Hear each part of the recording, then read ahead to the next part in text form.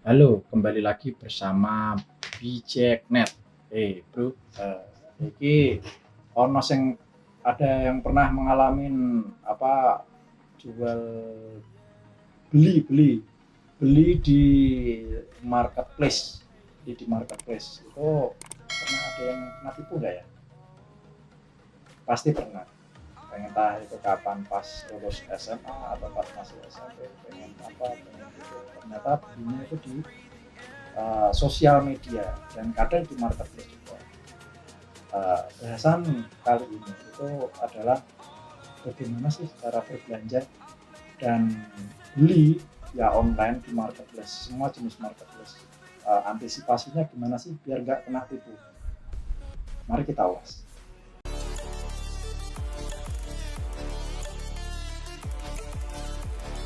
Uh, Sebelumnya pengalaman pribadi dulu aja kali ya.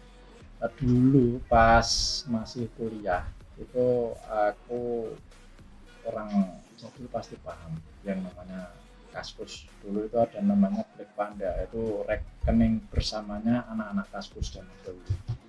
Itu udah marak jual beli online di Facebook, di Instagram itu udah banyak. Tapi yang paling banyak itu dulu apa namanya jual beli yang paling sering itu ya di Kaskus. Kaskus dulu ada yang namanya cendol dan lain itu kalau orang-orang dulu, kalau anak-anak yang sekarang mungkin nggak pada paham. Itu dulu itu pakainya rekening bersamanya itu pakai Black Panda, pakai apa, aku tahunya itu Black Panda dulu. Itu jadi kita pakai jasanya dia, kita beli, eh, transfer dulu ke Black Panda. Black Panda itu konfirmasi penjual kirim barang, kita terima konfirmasi ke Black Panda, cair. Nah itulah mungkin yang jadi dasar rekening bersama saat ini yang ada di marketplace kayak Tokopedia, Bukalapak, Shopee, dan lain-lain. Mungkin pakainya itu. Nah, yang namanya belanja online kita itu kan harus cerdas. Nah, cerdas berbelanja, pilih barang, cerdas pilih marketplace-nya. Nah, kita kan harus pintar-pintar memilah-milah. Jadi meminimkan risiko kita kena tipu. Kalau udah yang pengalaman belanja pasti paham. Nah, tapi untuk yang baru-baru itu barang ini bagus. Nah, ternyata di Facebook atau di Instagram paling paling berisiko tinggi itu belanja itu di Facebook sama di Instagram. Itu memang harus benar-benar ada toko fisiknya. Itu menurut saya. Jadi harus benar-benar ada toko fisiknya. Contoh kita ada di Semarang, nah itu harus belanjanya ada toko fisiknya, kelihatan jelas, alamatnya jelas. Nah, kalau ada saudara yang itu jelas alamatnya. Tapi kalau kita mau beli yang mungkin dari Medan mau kirim ke Semarang atau kemana, itu resiko tinggi kalau belinya di Instagram atau di Facebook. Jadi paling aman kalau udah jarak jauh itu pakainya ya marketplace yang benar-benar terpercaya. Saya pakai itu di Shopee, Tokopedia, atau di ya Shopee sama Tokopedia. Kalau di Lazada itu jarang aku beli barang.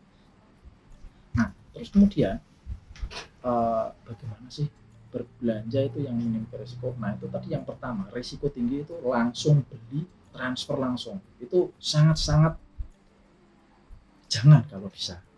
Enggak, jangan. Nah, pakainya Rekber lah. Boleh mau enggak pakai Rekber ini, pakai Rekber Tokopedia, Rekber Shopee. Nah itu paling aman itu. Terus kemudian eh, belanja kalau udah pakai Rekber itu belum tentu itu barang yang datang sesuai. Jadi kadang yang pernah marak tahun berapa itu 2014 atau 15 itu pernah ada itu Lazada kirim barang yang datang sabun. Nah itu aku nggak tahu itu kronologinya seperti apa. Yang jelas kita itu bisa yang namanya setelah barang datang kita cek sesuai enggaknya, kita video unboxing, terus kita lihat fungsinya jalan apa enggak, kondisinya sesuai deskripsi apa enggak. Nah itu baru kita konfirmasi transaksinya selesai. Nah itu penjual itu setelah kita klik yang namanya selesai di marketplace, entah itu di Tokped atau Shopee, itu penjual baru terima dana. Nah biasanya itu kalau di Tokopedia itu 2 hari. 2 hari kalau kita nggak konfirmasi, dia otomatis konfirmasi dianggap kita itu udah menikmati itu dan nggak ada komplain. Nah itu kalau di Tokopedia. Kalau di Shopee kurang lebih hampir sama. Nah ini kalau kita nggak jeli, nah, ada juga ya penjual deskripsinya minim, penjual asal jual datang. Nah kita itu bingung, kok yang datang nggak sesuai. Ya udah di komplain aja langsung ke marketplace-nya, entah itu Tokped, Shopee atau yang lain.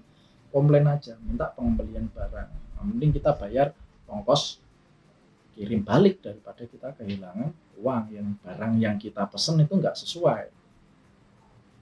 Nah itu terus kemudian itu kan untuk berbelanja yang baik. Nah kita uh, akan membeli apa aja itu kan orang kan selera ya, ada yang suka barang baru. Ini udah di luar topik berbelanja yang baik dan benar.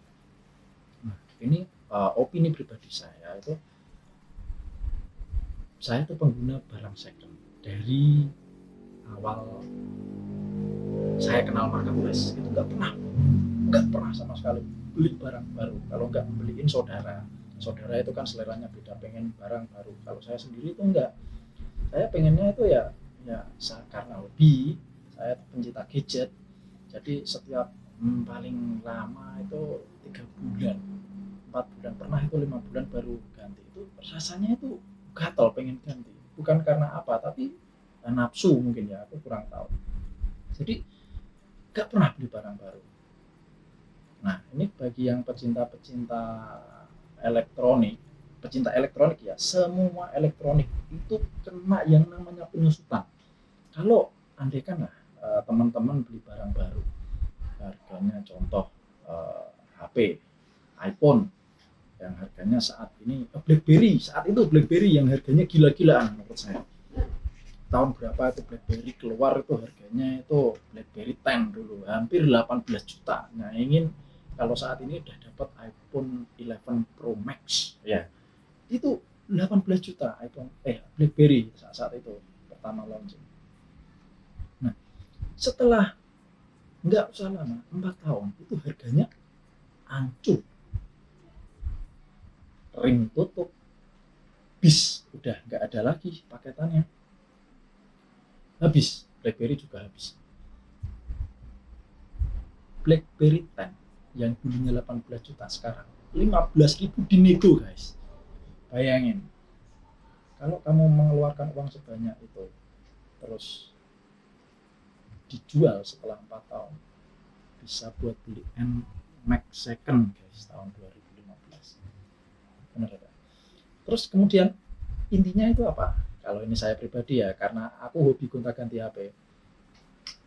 Saya ambil contoh saat ini bulan Agustus 2021 yang HP yang di DX Omart-nya itu tinggi saat ini itu Mate 40 Pro yang nggak ada GMS ya. Kenapa dengan spesifikasi yang seperti itu gilanya, harganya itu barunya sekitar 11 juta, hampir 12 jutaan lah barunya. Nah itu aku beli second guys, second rasa baru ya, pakai 1, 2, 3 bulan, deskripsi harus mulus dan gini, nggak usah beli baru 12 juta, dijual second anjlok 10.500.000, rugi 1.500.000 guys. Kalau kita yang hobi ganti-ganti gadget, kita punya, ya saya pribadi punya prinsip seperti itu, beli second aja, nanti dijual kembali. Itu penyusutannya dikit-dikit lah, malah syukur-syukur itu bisa untung guys.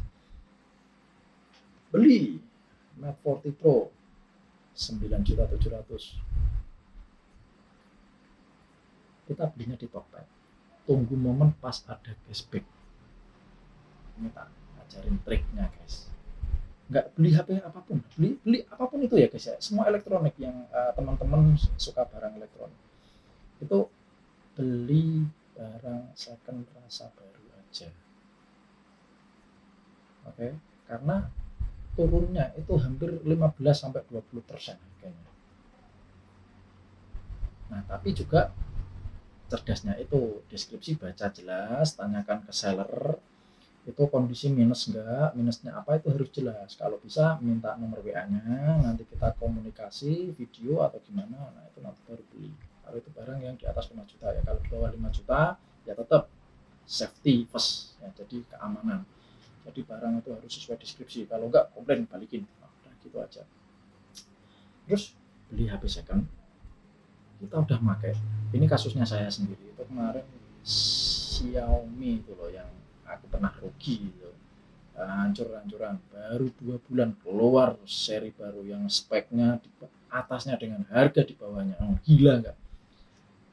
Ngeluarin produk baru kurang dari 2 bulan, spek di atas yang seri sebelumnya, harganya di bawah seri sebelumnya. Bayangin guys, udah habis. Harga second hancur, harga baru aja turunnya drastis, apalagi harga second. Nah itu yang beli baru nangis, hari ini beli, besok keluar launching produk baru, nangis guys, turun 2 juta lebih. Nah itu yang tak bahas gadget HP ya guys ya. Untuk elektronik yang lainnya kurang lebih hampir sama. Terus untuk yang lain-lain itu bisa dapat untung malah guys. Aku itu ada teman di Semarang, itu dia dari hobi gonta-ganti HP, ternyata dia beli second sekian, dijual lagi di marketplace, dapat cuan 100-200 ribu. Ditelatenin guys, dia malah beli barang-barang second, HP second saat itu harga range 1.500.000 sampai 3 jutaan. Dia ambil cuan itu 100 ribu, 50 ribu lah sampai 200. Muter terus tiap hari guys, dia COD. Omsetnya dia itu hampir 150 juta guys tiap bulannya. Bersihnya itu dia kurang lebih hampir 15 sampai 25 juta. Tergantung barang yang dia ambil. Bayangin guys, itu dari hobi gonta-ganti HP. Dan resikonya itu kalau itu langsung jadi daily drivernya kalian. Kalau nggak pengalaman gonta-ganti HP, waduh pusing, fotonya gimana, kontaknya gimana, WhatsApp-nya, chatting-nya gimana, waduh repot. Nah kalau udah yang pengalaman, ada solusinya guys. Foto bisa ke Google Foto, kontak bisa nyingkron ke Google, WhatsApp bisa di backup ke Google Drive. Semuanya itu ada solusinya. Tapi masalahnya kita itu nggak tahu kalau WhatsApp itu bisa di backup. Jadi untuk yang orang-orang awam ganti-ganti HP itu suatu yang mengerikan. Gitu. Nah, nggak HP juga, semua barang elektronik itu aku beli hampir semuanya second. Pecinta second saya guys, kecuali istri ya guys ya, itu off the record gitu. Kalau istri itu harus baru Grace. Terus kembali ke marketplace.